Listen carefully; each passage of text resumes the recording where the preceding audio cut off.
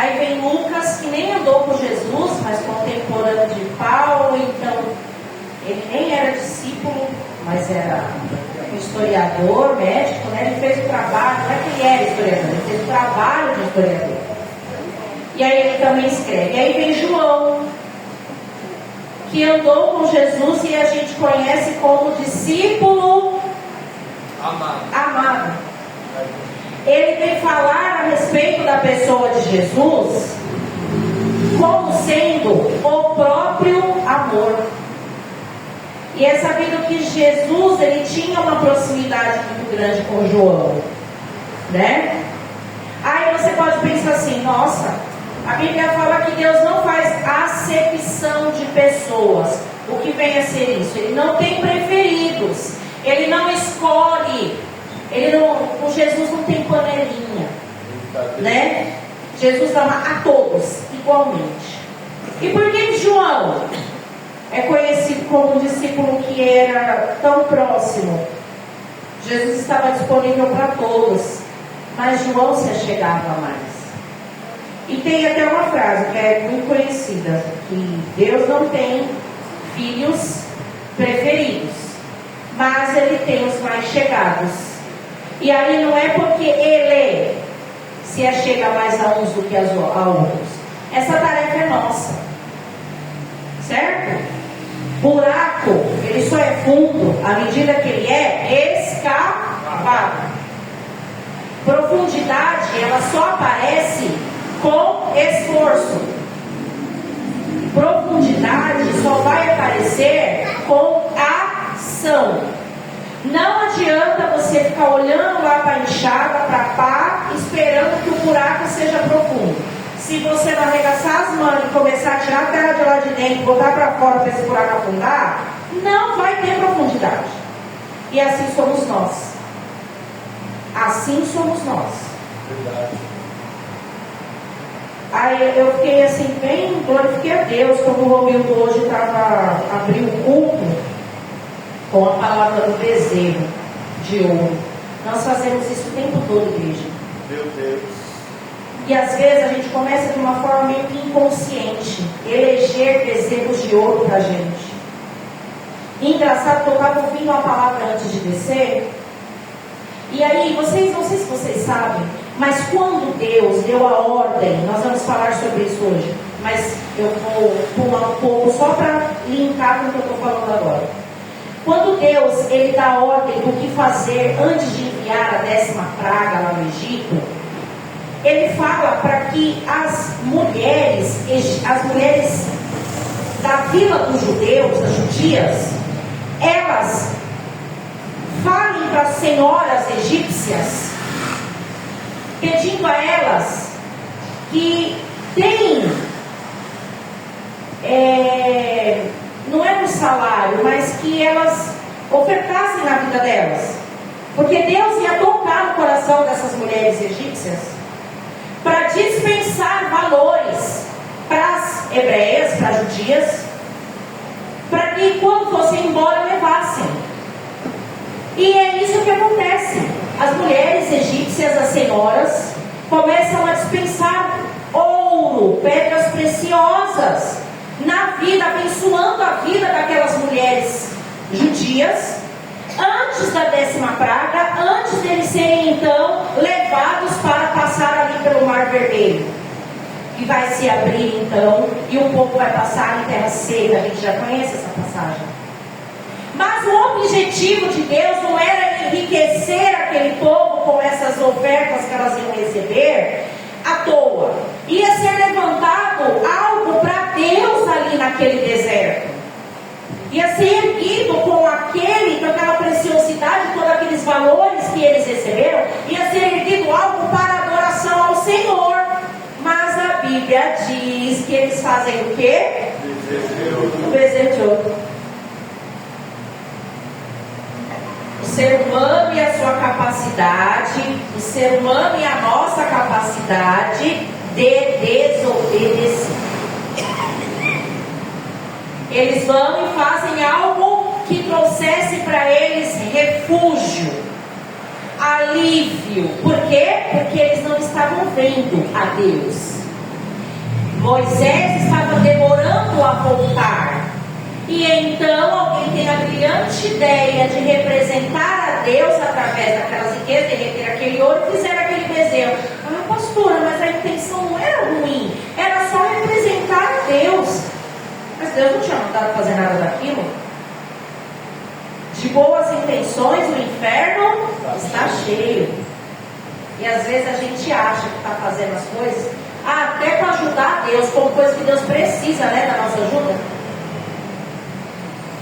Mas o Senhor, Ele é maravilhoso, queridos. Ele não deixa a gente enganado. A gente é que fica ficha de temência. Que Ele manda a palavra. Ele manda a palavra. Se a gente, olha como Deus é misericordioso, porque se a gente não tiver de ouvidos atentos ao que Ele vai falando aqui, desde que o culto começa, ou na letra dos cânticos, ou na abertura, palavra de oferta, o que seja, o Senhor usa quem Ele quiser lá fora, mas Ele não vai deixar a gente enganado. A palavra vai se cumprir. O Senhor, Ele vai velar pela sua palavra. Ele vai enviar, sim, um meio da gente saber o que Ele quer de nós. Ele não vai nos deixar enganados. Glória a Deus. Sabe aquela história do homem que estava quase naufragando numa enchente terrível? E ele sobe no telhado da casa e fica: eu vou sair daqui quando Deus quiser me tirar, porque eu confio em Deus. E aí foi de tudo que foi jeito, gente de jet ski, de barco, de canoa, de caiaque, desce, moço. Não, eu só vou a hora que Deus quiser me tirar, mas Deus mandou recurso da parte de tudo que foi jeito, ele não quis. Porque ele não entendia aquilo que Deus estava fazendo, mandando para ele o recurso que ele precisava. Olha aí, papai. O que aconteceu? Ele morreu afogado. Chegando no céu, ele foi indagar a Deus.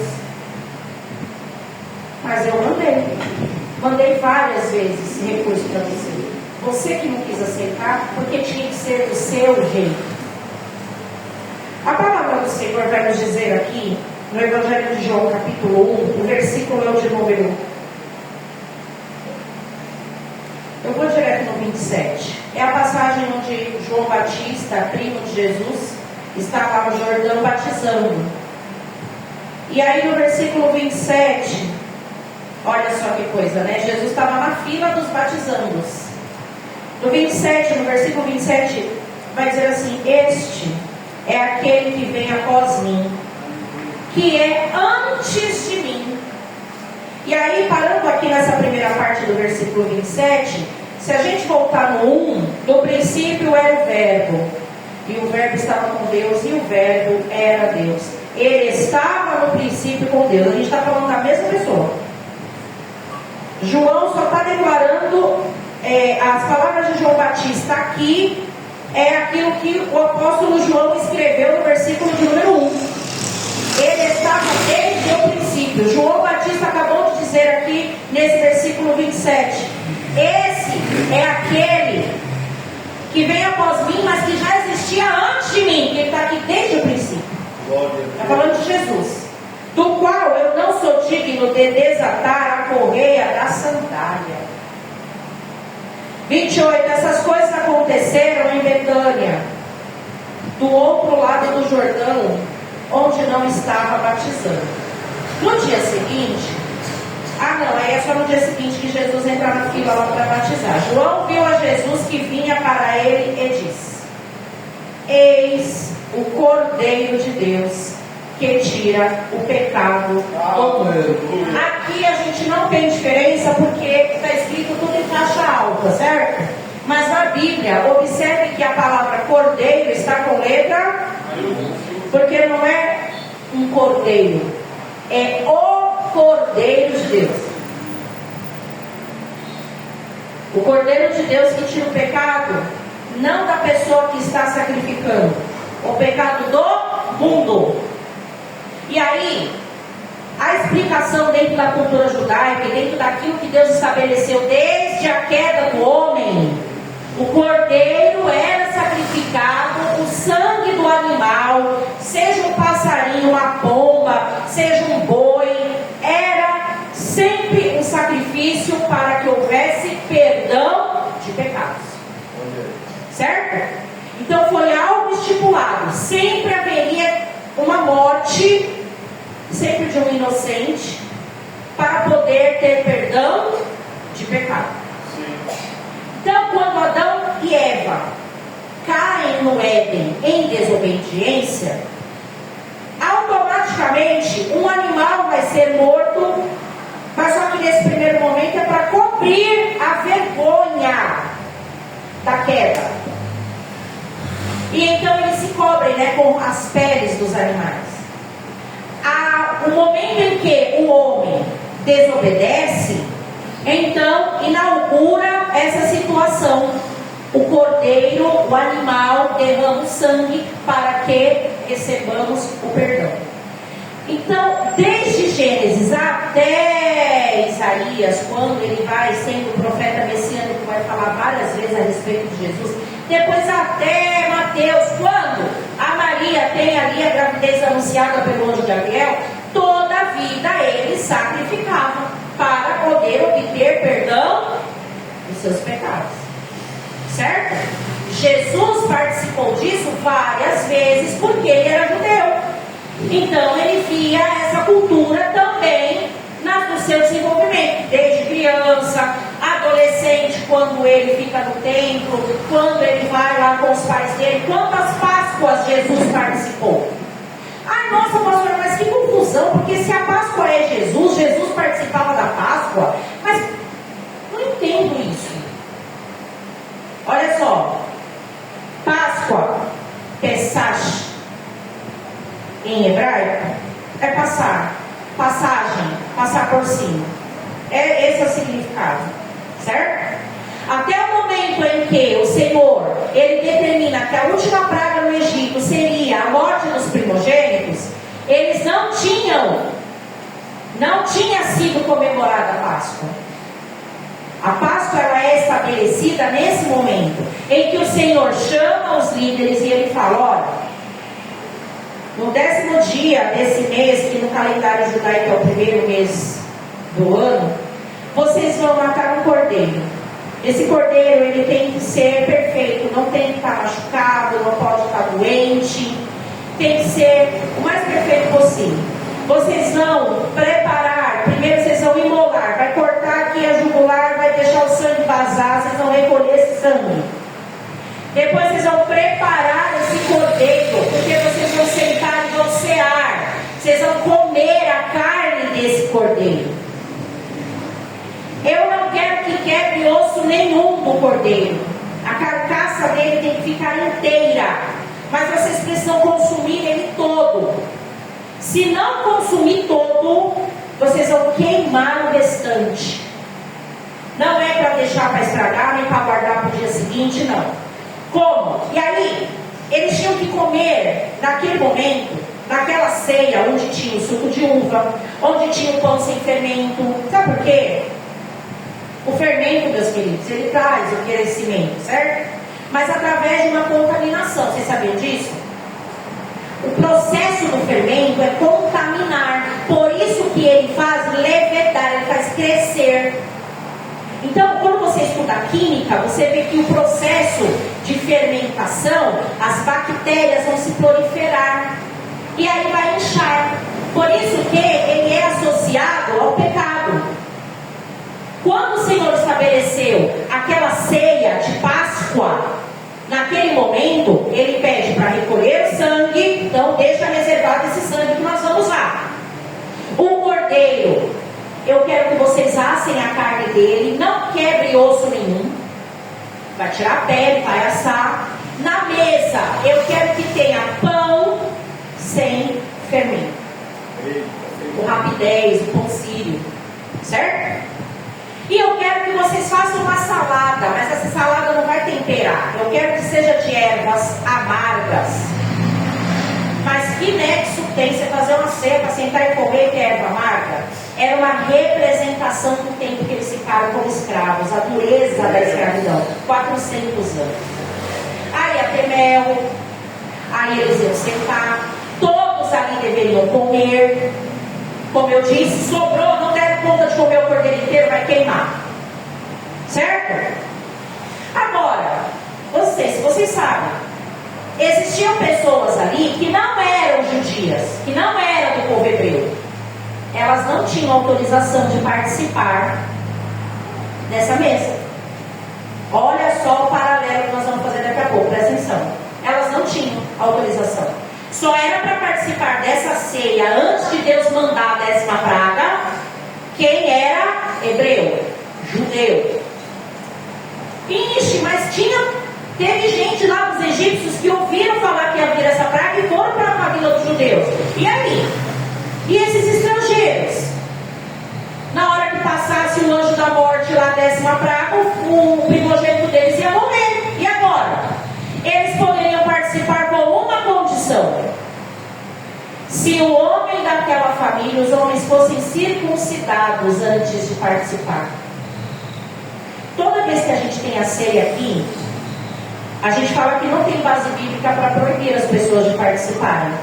Mas a igreja entende que se você batizou a pessoa, se ela passou pelas águas do batismo, se ela reconheceu Jesus como seu Salvador, declarou publicamente isso, e se batizou, isso significa que agora ela faz parte do sistema. Não sei nem se a gente pode chamar de sistema.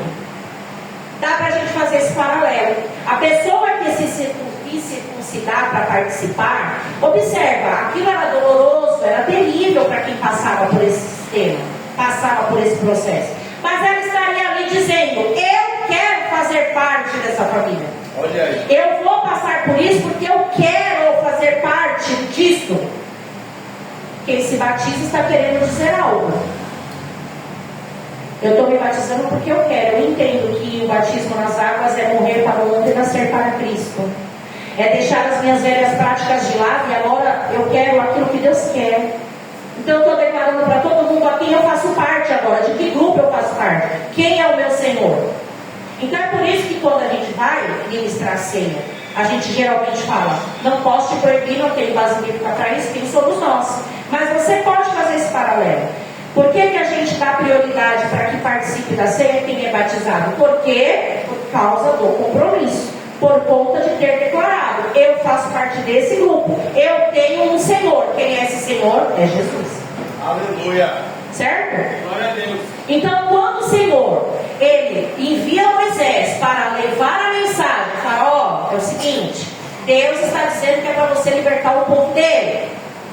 E o povo começou a perecer mais ainda, porque a cada praga que Deus mandava, ele também endurecia o coração do faraó, e ele também fazia com que a dificuldade do povo aumentasse. E a gente, quando passa pelas lutas, gente, a primeira coisa que a gente acha é que Deus não está vendo, que Deus não está cuidando, que Ele não sabe o que Ele está fazendo. Observa que a Bíblia diz que Ele mesmo endureceu o coração do faraó.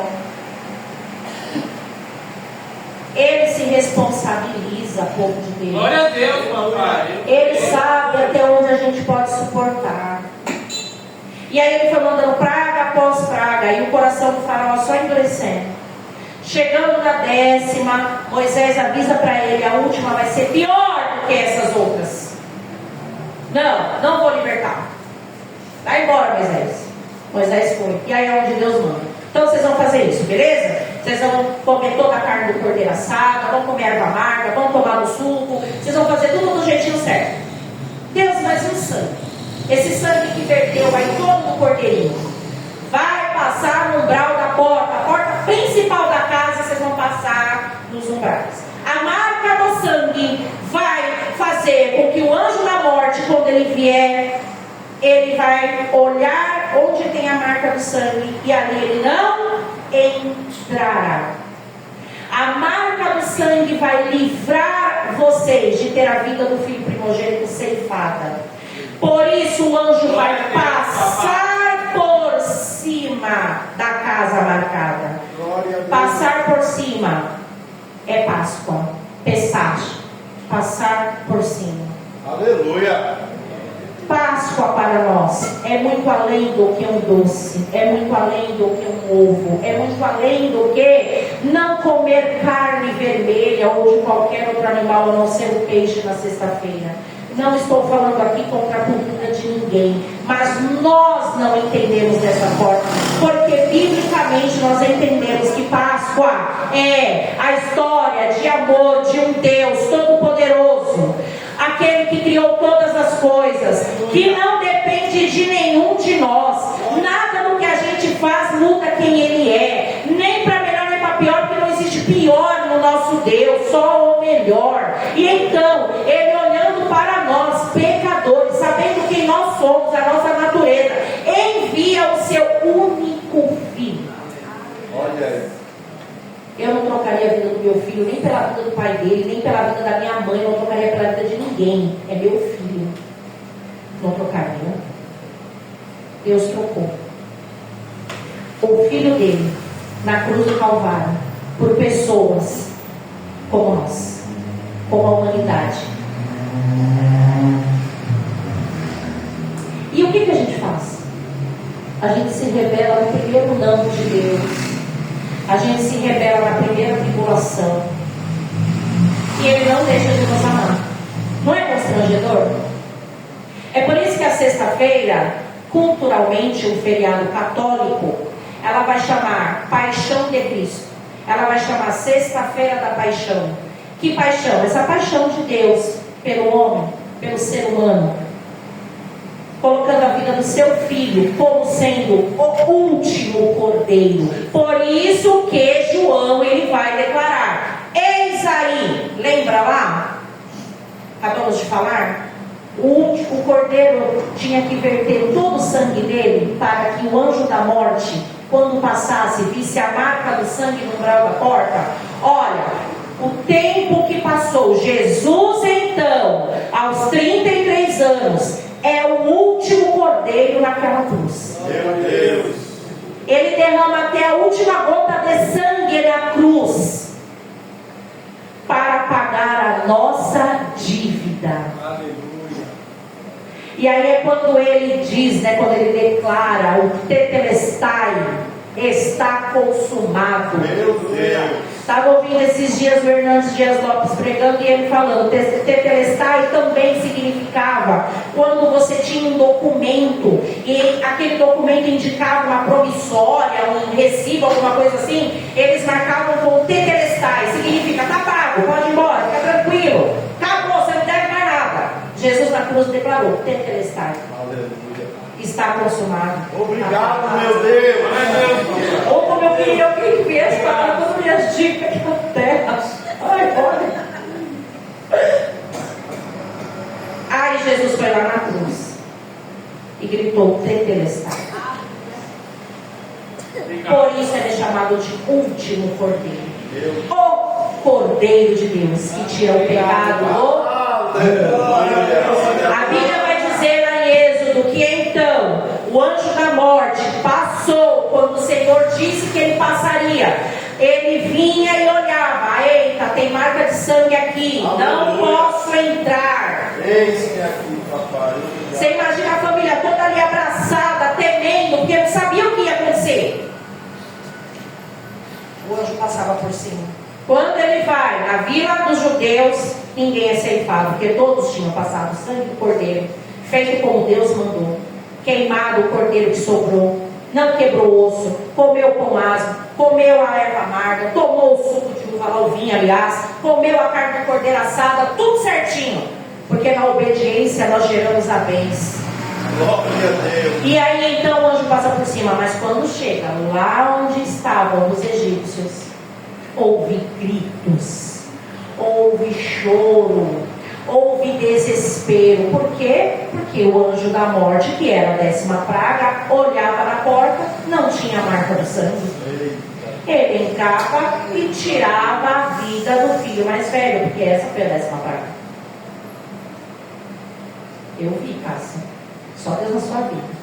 Aí, quando é no outro dia, Faraó está arrasado, porque obviamente no palácio não tinha a marca do sangue, e o filho mais velho dele foi ceifado. Então o Senhor permite que o coração dele já estava dilacerado por ter perdido o filho, e então ele liberta o povo. E aí nós sabemos que depois ele endurece o coração de novo, e aí ele manda o exército todinho todinho dele, inclusive ele, para procurar o povo lá onde eles já estavam marchando, lá na frente. E aí eles ficam entre o exército e o mar. E aí, como diz a Shirley Carvalhais, lá vem Faraó, na frente de Israel. Quem chegará primeiro? Faraó ou Deus? E aí o Senhor dá ordem, Moisés toca na água com cajado, a água se divide, o povo passa em terra seca, lá do outro lado ele toca de novo, o Senhor fecha aquelas águas e o exército todinho é destruído. Houve a obediência naquele momento e o Senhor honrou. Nós estamos aqui hoje, nós estamos aqui agora, primeiro porque nós temos um compromisso. Porque senão você ouviria apenas a vontade da sua carne, que era ficar na sua casa, fazendo as suas coisas, descansando, adiantando sua vida. Mas primeiramente porque você tem um compromisso com o Senhor, aí você não, eu preciso ir para a igreja. Mas eu tenho certeza que ninguém aqui veio desesperado, porque se eu for para a igreja, Deus vai me abençoar. Ele vai me abençoar vindo para a igreja, eu não vim, gente. A irmã Nancy está internada e eu creio que Deus está abençoando ela lá. Ela queria estar aqui, mas ela está lá. Outras pessoas que não puderam vir, gostariam de estar aqui, não estão. Deus sabe por quê. Outros não vieram porque não quiseram. Deus está visitando também. Eu creio, Pai. Mas nós estamos aqui. E aquilo que o Senhor tiver para fazer nas nossas vidas é independente disso. Mas sabe por que é importante vir? Então se Deus me abençoa ficando em casa, por que eu vou? Não. Independente. Você veio aprender. Você veio cantar para o Senhor. Você veio fazer a sua parte. Sabe quando a gente canta lá o Boa Parte, que a Maria escolheu a Boa Parte? Quando a gente abre mão do nosso conforto, do nosso descanso, quando a gente abre mão ou a gente se organiza, porque aqui todo mundo tem o que fazer. Todo mundo tem. Quando você abre mão de fazer algo, porque você se organizou para fazer antes de vir, ou para fazer depois, quando chegar em casa, ou ainda para fazer amanhã, seja como for, o Senhor vai te honrar. Porque você escolheu a boa parte. Mas olha onde essa história começou. Lá naquele tetelestai. Lá naquela cruz. Onde Jesus poderia ter dito não. Senhor, ó Deus, vamos fazer outro plano. Porque vai ser terrível demais passar por uma crucificação. Você já parou para pensar que quando ele estava levando as chicotadas e a carne dele foi sendo arrancada por aquele chicote, ele já poderia dali ter desistido? Ele tinha a parte humana, ele estava sentindo toda aquela dor. Você já pensou se ele tivesse virado para Deus e ter dito: olha, eu não quero mais, Deus, não quero mais, Pai, vamos mudar o plano, vamos fazer um plano B? Não. A Bíblia diz que ele vai, ele ainda é julgado, o povo escolhe o Barrabás para libertar e a ele não. Depois ele tem que carregar aquela cruz, naquela via cruzes terrível. Depois ele é pregado naquela cruz, até que ele entrega a vida dele, como nós sabemos e fala: Pai, nas tuas mãos eu entrego o meu espírito. E então ele dá o último suspiro e assina a carta de amor. Está aqui, ó, entreguei, em favor da humanidade. Para quando chega o momento da gente lembrar uma vez no ano o que é Páscoa, a gente ficar rendido ou vendido a um sistema de comércio e a gente se iludir com situações que são terrenas e não dar a real importância para isso. Uma vez no mês nós nos lembramos desse amor, quando a gente participa da mesa da reconciliação. Eu já falei aqui uma vez que seria muito legal se a gente pudesse fazer todo final de semana a ceia, né? Mas a gente fica pensando que isso pode virar algo banal. Então a gente especifica realmente um final de semana para que seja um momento especial e específico. Mas não teria problema nenhum se a gente fizesse a ceia todo final de semana. Lembrasse em memória do Senhor, participasse da mesa. Eu não sei você, mas eu preciso reconciliar todo dia com Jesus. Mas a gente escolhe uma vez no mês para ficar exatamente um momento especial. De lembrar, junto, todo mundo, o corpo de Cristo, lembrar que o nosso herói venceu a morte. Aleluia. Que o nosso herói, ele não usurpou de ser igual a Deus, se esvaziou assumindo a forma de servo. Glória a Deus. Por amor de mim e por amor de você. O meu sentimento esteja em nós. Amém? Então, quando alguém te perguntar, e a Páscoa, hein? A Páscoa é Jesus. Mas como assim a Páscoa é Jesus? Ela é Jesus porque a primeira Páscoa, ela significou o livramento de Deus para aqueles que tinham a marca do sangue. O cordeiro derramava o sangue, e quem tinha a marca do sangue recebeu o livramento de morte naquela noite. A vida do seu filho não foi ceifada. E o que isso tem a ver com Jesus? Ele foi o último cordeiro. Ele entregou a vida na cruz para garantir, pagando a minha dívida de pecador naquela cruz, garantir a vida eterna. Aleluia, Jesus. Só, meus irmãos, quando a gente escuta isso, é muito prático, né? Ah, então tá, Jesus morreu, ele ressuscitou, estou salvo. A gente não pode esquecer disso, é na hora do dia a dia. É na hora que pisam na minha unha encravada.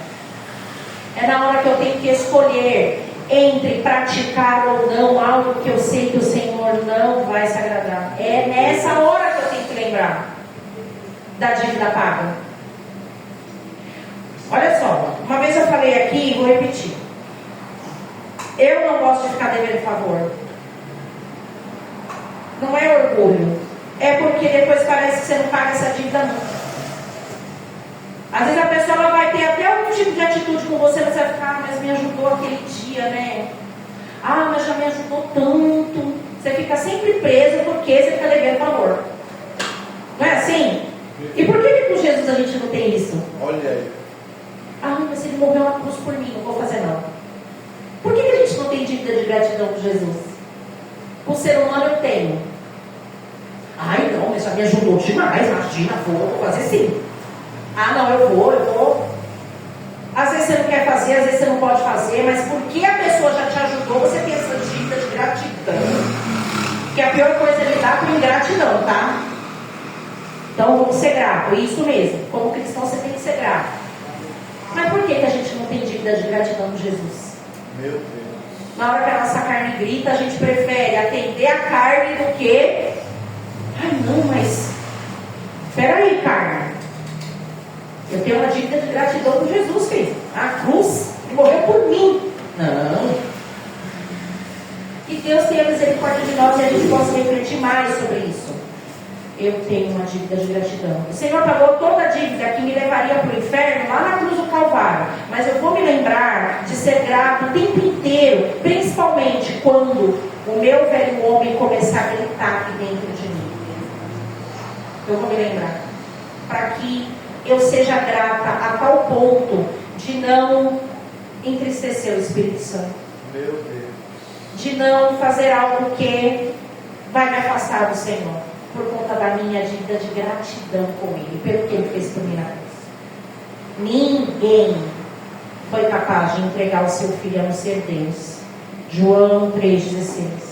Ele amou o mundo de tal maneira que deu o seu único filho, para que todo aquele que nele crê não pereça, mas tenha a vida eterna. Amém? Fique de pé para nós orarmos.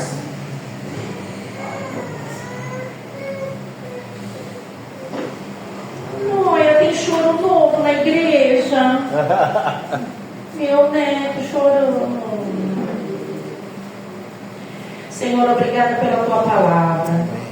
Mais uma vez, Senhor, ficamos constrangidos em saber que o teu amor é tão maravilhoso, ele é tão gigantesco, Senhor. É um amor que a nossa mente humana não alcança. A gente muitas vezes não consegue entender, Pai, como nós, sendo quem somos, recebemos do Senhor tamanho amor naquela cruz. Tudo que o Senhor passou ali para que o plano da salvação ele fosse realmente colocado ali em ação. Tem misericórdia de nós quando nós agimos, meu Deus, da nossa maneira, quando nós priorizamos o que queremos, sem antes priorizar o que o Senhor quer. Eita Deus. Tem misericórdia de nós quando nós consideramos mais os nossos iguais aqui na terra do que o Senhor. Tem misericórdia das nossas vidas. Amém, Senhor. Nos ajuda, Espírito Santo, a sermos fiéis a Ti, a Tua palavra, aos Teus propósitos para conosco. Nos perdoa quando nós construímos bezerros de ouro. Verdade. Quando nós idolatramos coisas, situações, momentos, pessoas, ao invés de colocar o Senhor em primeiro lugar e como prioridade. Nos perdoa, tem misericórdia de nós. Obrigada, Jesus. Tu és a verdadeira Páscoa. Tu és o renovo das nossas vidas. Aleluia. Tu és o livramento para a nossa alma. Tu és o nosso herói ressurreto. A morte não pôde te deter. Obrigada, Senhor, porque o Senhor conquistou na cruz do Calvário, aleluia, a nossa salvação eterna. Ajuda-nos a nos posicionar cada dia mais, a ser menos de nós e mais de Ti. Ajuda-nos, Senhor. Nós precisamos, Espírito Santo, da Tua ajuda, porque senão a gente não é capaz, a gente não consegue. Visita a todos, Pai, todos os que não vieram, seja por enfermidade, seja por desânimo, seja pelo que for. Deus, visita com o Teu poder toda a Tua igreja. Visita com o Teu poder, animando, alegrando, fortalecendo, Senhor, em nome de Jesus. Para a honra e a glória do Teu nome é que nós oramos e Te agradecemos em nome do Senhor. Amém. E graças a Deus. Amém. Aplauda o Senhor Jesus. Aleluia.